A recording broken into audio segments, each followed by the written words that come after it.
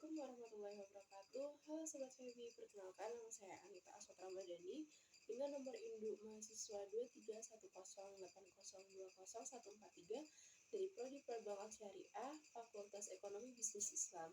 Jadi di sini saya akan mengumpulkan tugas berupa video dari Bapak Mahfud Asyari SEMM mata kuliah Bisnis Pengantar.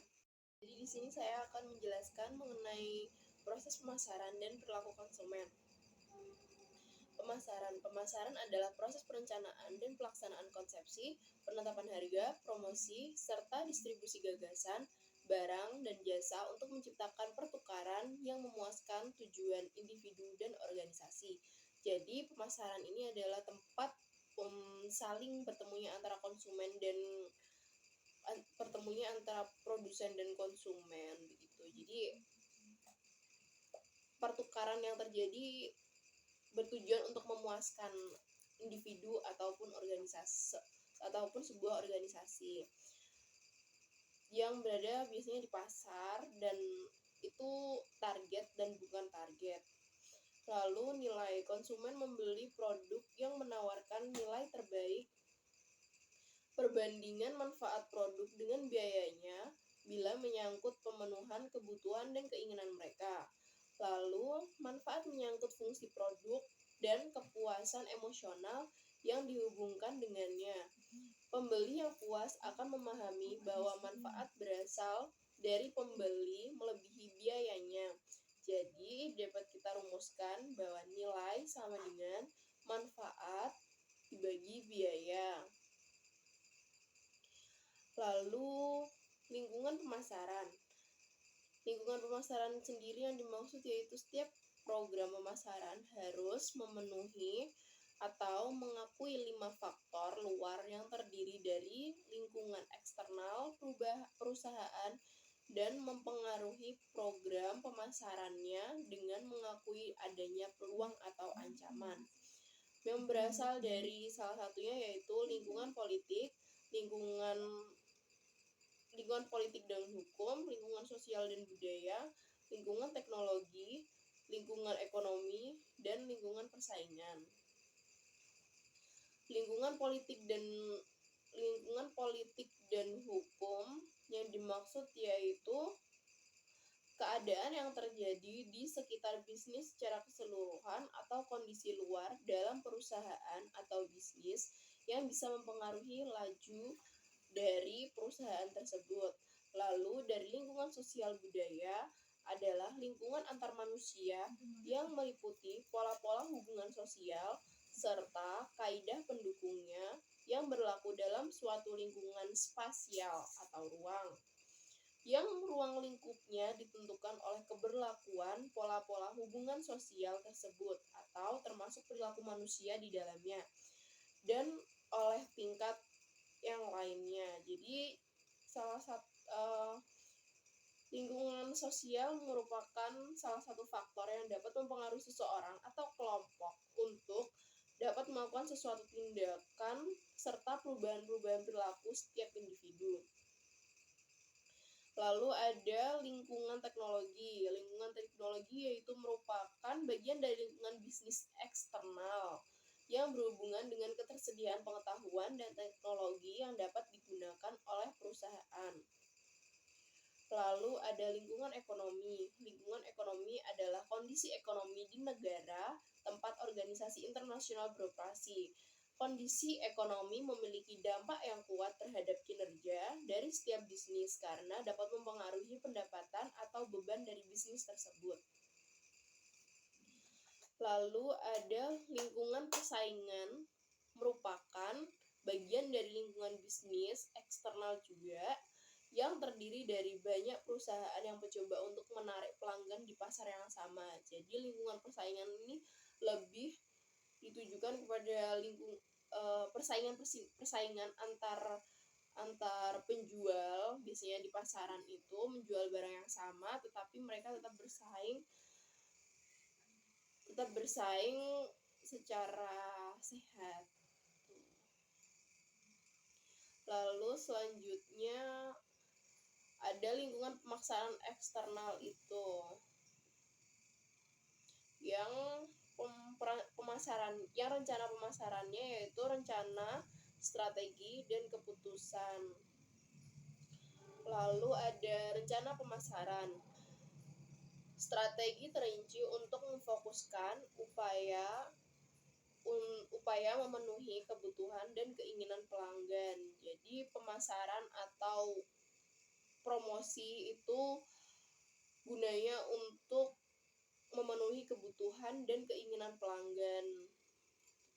Lalu manajer pemasaran tergantung pada 4 komponen dasar dalam pemasaran atau bauran pemasaran, yaitu antara lain produk, penetapan harga, distribusi, dan promosi.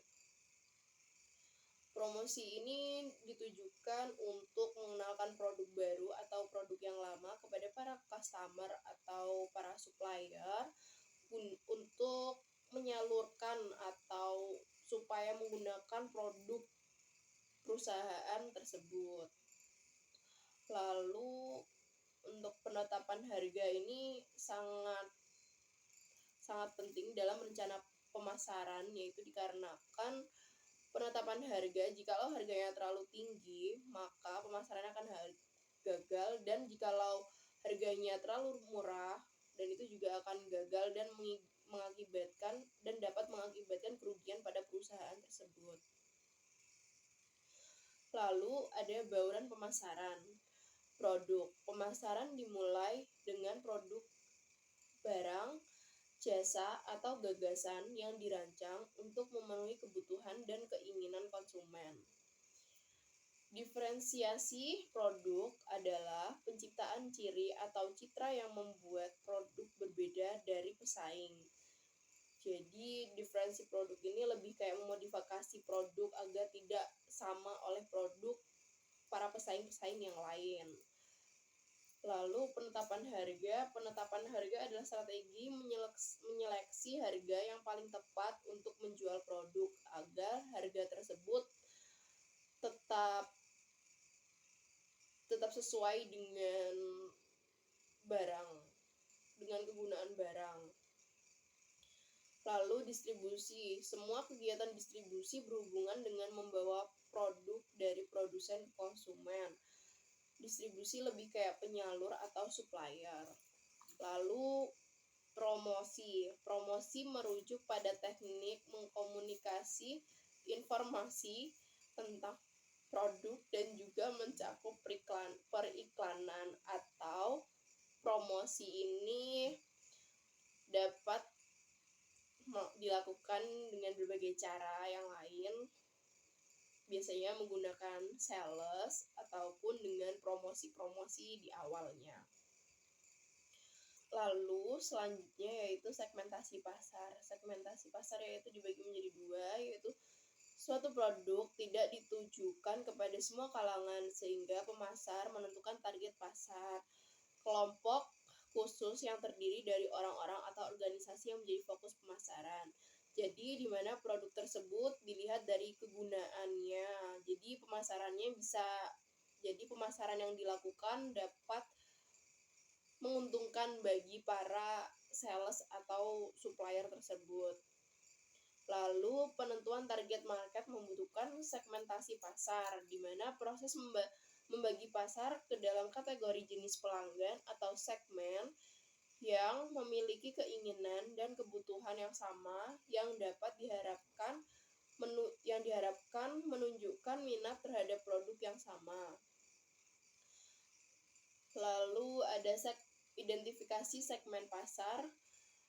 Segmentasi geografis. Segmentasi geografis yaitu unit-unit geografis yang bisa dipertimbangkan mengembangkan satu strategi segmentasi. Lalu segmentasi demografis yaitu menggambarkan populasi dengan mengidentifikasi ciri-ciri tertentu seperti usia, pendapatan, gender, latar belakang etnis, status perkawinan, ras, agama, dan kelas sosial. Lalu segmentasi psikografis, yaitu mencakup gaya hidup, minat, dan sikap.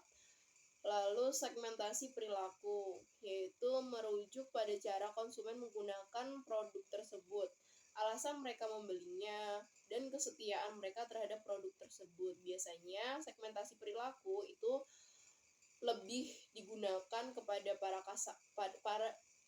para konsumen yang sering atau lebih sering menggunakan produk tersebut. Lalu ada riset pemasaran. Riset pemasaran yaitu efektivitas dalam memilih bauran pemasaran dan strategi segmentasi didasarkan pada informasi dan tepat waktu rentang tren di lingkungan pasar. Lalu riset pemasaran adalah studi mengenai kebutuhan dan keinginan konsumen, serta cara terbaik untuk memenuhi kebutuhan tersebut. Lalu riset pasar umumnya digunakan untuk mengembangkan produk baru atau produk yang digantikan. Lalu keberhasilannya seringkali bergantung pada 4 metode dasar riset pasar, yaitu observasi, survei, kelompok fokus, dan percobaan. Lalu ada proses riset pemasaran, yaitu dari pihak-pihak yang berkepentingan, misalnya dari konsumen, karyawan, investor, pemasok, masyarakat lokal. Lalu dari variabel pemasar sendiri ada produk, penetapan harga, promosi, dan penempatan. Lalu faktor lingkungan. Faktor lingkungan yaitu ada ekonomi, teknologi, persaingan, politik dan hukum, sosial dan budaya. Lalu keputusan pemasaran meninjau berdasarkan menilai kebutuhan informasi, menyediakan informasi, membuat keputusan didapat yaitu segmentasi pasar, pemilihan target pasar, rencana pemasaran, tujuan untuk kinerja. Lalu pengaruh dalam perilaku konsumen. Pengaruh psikologi, pengaruh pribadi, pengaruh sosial, pengaruh budaya. Pengaruh psikologi ini mencakup motivasi, persepsi, kemampuan belajar, dan sikap individu. Ataupun pengaruh pribadi mencakup gaya hidup, kepribadian, dan status ekonomi. Lalu pengaruh sosial mencakup keluarga, pendapatan pemimpin, dan kelompok referensi lainnya. Lalu pengaruh budaya mencakup budaya, subkultur, dan kelas sosial. Lalu ada proses pembelian konsumen. Dari faktor pribadi dan lingkungan sendiri ada psikologi, pribadi, sosial, dan budaya. Faktor pemasarannya ada produk, penetapan harga, promosi, dan penempatan. Lalu tahap dari proses pembelian konsumen yaitu dapat dilakukan dengan pengenalan masalah atau kebutuhan, mencari informasi, evaluasi alternatif, keputusan pembeli, evaluasi pasca pembelian. Lalu pasar konsumsi. Dalam pasar konsumsi suatu produk tidak hanya dilakukan oleh masyarakat sebagai individu, namun juga banyak dilakukan oleh organisasi yang membeli produk dan jasa untuk dijual kembali atau diproses menjadi produk lain yang akan dijual untuk kepentingan organisasinya. Pasar organisasi yaitu terdiri dari perusahaan bisnis yang membeli barang untuk diubah menjadi produk atau barang lain yang digunakan selama produksi. Pasar pedagang perantara, yaitu perantara yang membeli barang jadi dan menjual kembali. Lalu ada pasar pemerintah dan institusional, yaitu pemerintahan lokal, negara bagian, dan pusat membeli produk-produk yang tahan lama dan tidak tahan lama. Perilaku pembelian B2B yaitu proses penjualan yang dilakukan oleh suatu perusahaan ke perusahaan lainnya. Ini perbedaan pembeli organisasi yaitu membeli jumlah yang besar, terlatih negosiasi tentang ketentuan pembelian, memahami produk yang dibeli. Lalu ada perbedaan hubungan pembeli dan penjual, kerjasama dalam jangka panjang atau kontrak di sini. Ya, perbedaan pembeli organisasi tadi ini, membeli dalam jumlah besar atau grosir biasanya ya, atau terlatih negosiasi tentang ketentuan pembelian. Ini biasanya dilakukan oleh oleh para perusahaan ke perusahaan lainnya, dikarenakan barang yang dibeli itu akan berlangsung dalam jangka waktu yang panjang. Ya, sekian yang bisa saya sampaikan. Kurang lebihnya mohon maaf. Wabillahi taufiq wal hidayah. Wassalamualaikum warahmatullahi wabarakatuh. Sobat Sebi, sobat Baby.